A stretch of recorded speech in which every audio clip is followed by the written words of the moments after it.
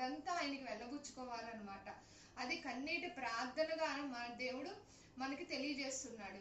ఎందుకనంటే మన హృదయంలో ఎంతో బాధ ఉంటే అది ఎవరు ఆపలేరండి. ఎందుకంటే ప్రతిదీ కూడా మనం మనుషులకు చెప్పి బాధపడి ఏడుస్తూ ఉన్నా కూడా మనకి ఏం ఉపయోగం ఉండదు. ఎందుకు అని అంటారో, మనుషులు ఏదో కొంచెం చేయగలరు కానీ అన్ని చేయలేరు. కానీ పరమతండ్రి ఏదన్నా చేయగలడు. కాబట్టి మొదటి జాము లేచి నాకు మొరపెట్టుము, నీ హృదయం నీళ్లు కుమ్మరించినట్లు కుమ్మరించుము అంటున్నాడండి.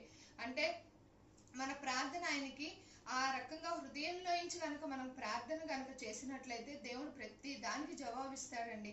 వాళ్ళకి ఏదో సలహా తీసుకుందాం, వీళ్ళని అడిగి ఏదో సలహా తీసుకుందాం అనేది కంటే ముందు లేకంగానే ఆయన కనుక మనం మొరపెట్టినట్లయితే అద్భుతమైన ఆలోచనలు ఇస్తాడండి. సొలొమోన్ గారు చూసారా, మరి యాకోబు 1:5 ధారాళంగా అందరికి ఎవరిని తోసివేసే దేవుడు కాదు, అందరికీ సమానంగా ధారాళంగా జ్ఞానం